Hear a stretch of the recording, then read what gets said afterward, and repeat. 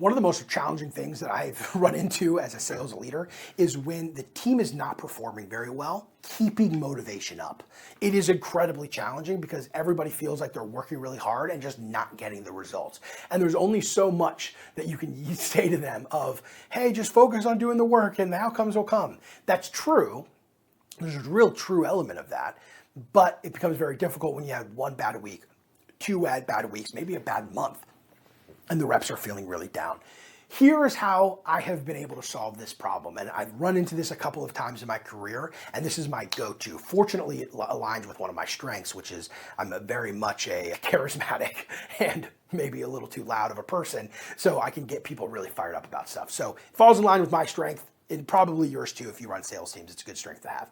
All right, so the first thing we do is we find small goals that we can set that feel outcome-based, but get us closer to back on track with performance. So what's an example of this? Maybe our drop off between stage 1 and stage 2 is lower than it needs to be all of a sudden out of nowhere. Well, what we want to do is we want to reward second meeting schedules. So I will say like, hey, listen, one of our big challenges right now, as you guys all know, is people are not scheduling their next meeting on the first call. And we've tried a whole bunch of different stuff trying to fix that, but it's taking longer than we thought. What I want to do is I want to track. Every day we do 10 demos. Let's see how many next demo schedules we can get on the call with the customer. So you make it a big focus. And look, if you can do little spiffs where like I'll take you out to dinner or I'll buy you lunch, that kind of stuff, that's great too. And for those of you who don't know, spiffs are like sales rewards. It's a sales performance incentive program or something like that, fund. Okay, so that's the first thing. You set these small goals. Hey, how many calls are we making? Every day, like one thing we can't control is how many dials we make.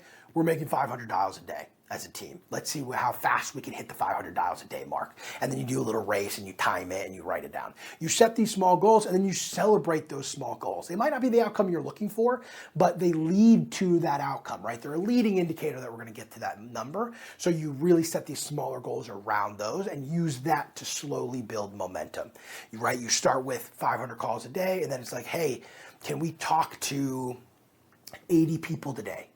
Oh yeah, we talked to 80 people by 1 o'clock. Okay, well, hey, we leave at 4 or we leave at 5. Let's see if we can get to 100 by the end of the day. These are the types of things that you're doing. That leads me to my next step here, which is you want to set little goals and you want to set those goals around records, okay? The fastest we've ever booked 5 meetings in a day. Or hey, Sarah over here booked 3 meetings this hour. That's the most meetings anyone has ever booked this hour. So you know how when you watch sports, they have all these crazy statistics? Like I'm a big UFC fan and they'll be like, this fighter has thrown the most left hand significant strikes in round 1 than any other fighter on the UFC roster. It's like, that's the most random specific statistic that you have on this person. But they do a great job finding the strengths of that individual, even if they're not a good fighter. You're like, oh, okay, that's crazy, but they lose all the time, right? So they do a great job finding these statistics when these records are the best at this. That's what you want to do with your team. Hey, James has the best show up rate at 82%. Is anybody going to get a higher show up rate this week? Let's see.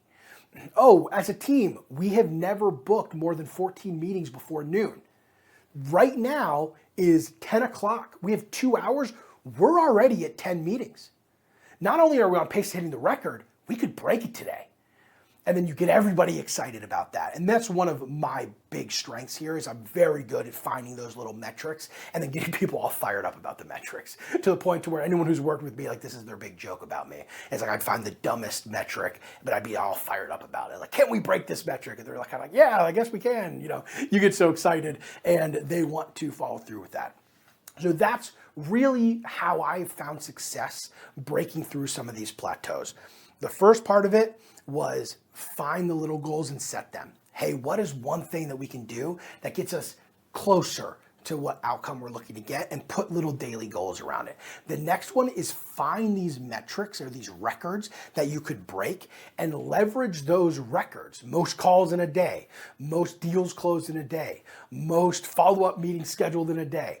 Whatever they are, set those as objectives and rally people around them.